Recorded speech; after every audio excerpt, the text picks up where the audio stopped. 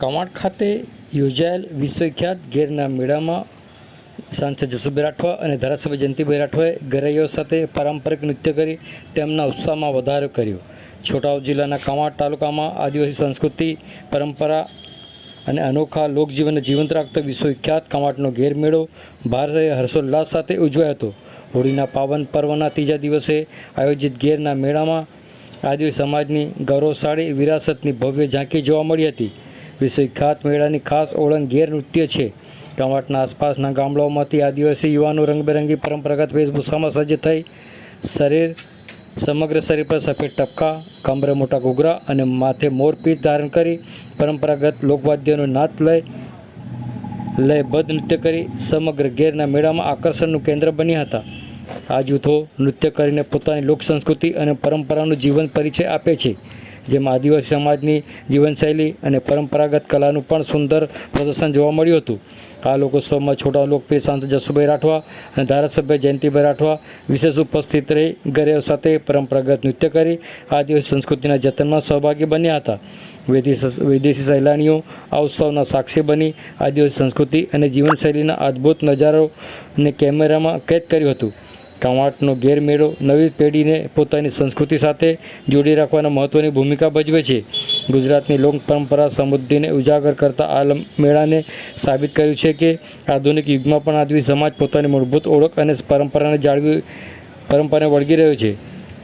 આ પરંપરાગત ગેર મેળામાં જિલ્લા કલેક્ટર ગાર્ગી જૈન, જિલ્લા વિકાસ અધિકારી સચિન કુમાર, પરિયોજના વેદાર કલ્પેશ કુમાર શર્મા, જિલ્લા પોલીસ અધિક્ષક ઇમ્તિયાઝ શેખ, મદદનીશ કલેક્ટર મુસ્કાન ડાગર, મદદનીશ પોલીસ અધિક્ષક હર્ષ શર્મા, નિવાસી અધિક કલેક્ટર શૈલેષ ગોકલાણી સહિત વિવિધ અધિકારીઓ ઉપસ્થિત રહી પરંપરાગત મેળાને નિહાળ્યો હતો. આવો સાંભળીએ આ અંગે ગેર મેળામાં ઉપસ્થિત આદિવાસી અગ્રણી શું કહી રહ્યા છે, સાંભળો તેઓના મુખે. આજે કવાંટ નગરમાં વિશ્વ વિખ્યાત ગેરનો મેળો અહીંયા ખૂબ મોટી સંખ્યામાં યોજાવા જઈ રહ્યો છે. ત્યારે ખાસ કરીને ગેર એ અમે જ્યારથી જે સમજીએ છીએ, અમારા બાપદાદાઓ પણ કહેતા અને વર્ષોથી જ્યારે આ ગેરના મેળામાં આવતા ત્યારે ગેરની સામાન્ય રીતે આમ એક વ્યાખ્યા કરવા જઈએ ત્યારે ખૂબ વિશાળ અર્થમાં ગેર કહેવાય, પરંતુ અમારી સમજ પ્રમાણે ગેર એટલે ગેર ને ગેરાણી જે બને છે, ગેરૈયાઓ જે અહીંયા રમવા નીકળ્યા છે, હોળીના દિવસે જે તૈયાર થાય છે, એમાં જે પીંછાવાળા હોય છે, પીંછા બાંધેલા હોય છે, ઘૂઘરા હોય છે, કમરે કુંડાને બધા બાંધેલા હોય છે, રૂમાલ બાંધેલા હોય છે અને શરીર ઉપર અલગ અલગ બધા ચિત્રો જે સફેદ માટી હોય, લાલ માટી હોય અને અલગ અલગ ડિઝાઇન જે દોરેલી હોય એ બધા ભેગા થઈને જે એક વ્યવસ્થિત બને છે એ ગેરીઓ છે. અને એની સાથે જ જે પુરુષ જ હોય છે, પરંતુ એ પણ આપણી પોતાની હોળીની માનતા પ્રમાણે એની સાથે સ્ત્રીના કપડાં પહેરીને સાથે હોય છે, એને ગેરાણી કહેવામાં આવે છે. એટલે કે ગેરાણી એ એક નર નારીનું એક સ્વરૂપ ધારણ કરીને એ લોકો ગેરમાં રમવા આવતા હોય છે. ત્યારે ગેર એ રીતે કહેતા હોય છે કે કોઈ પણ જગ્યાએ જાય છે ત્યારે એ લોકો કંઈ દાન આપો કે રૂપિયા પૈસો આપો એવું નથી કહેતા, પણ ગેર આપો એવું કહેવામાં આવે છે.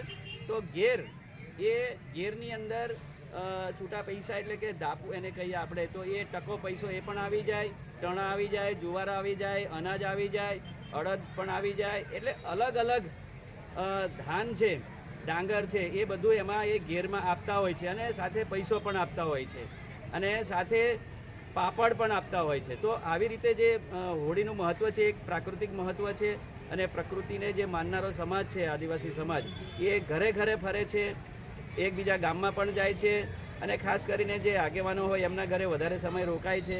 અને આ જે માનો કે કવાંટ નગર છે, તો નગરમાં તો કેટલાક વર્ષોથી આવતા હશે, પણ હોળી તો પરંપરાગત ઘણા વર્ષોથી બાપદાદાઓથી બધા ઉજવતા આવ્યા છે. ત્યારે આ ગેર એને એ અર્થમાં પણ કહેવામાં આવે છે, એક એમને ખુશીથી આપવામાં આવે છે અને એ ઘેર આપવાની એ પણ એક માનતા હોય છે કે મારા ઘરે કોઈ ઘેર આવે એટલે કે ટીમ આવે ઘેરૈયાઓની, ત્યારે હું એમને ઘેર આપું અને મારી માનતા પૂરી કરું, એવી પણ એક માન્યતા છે.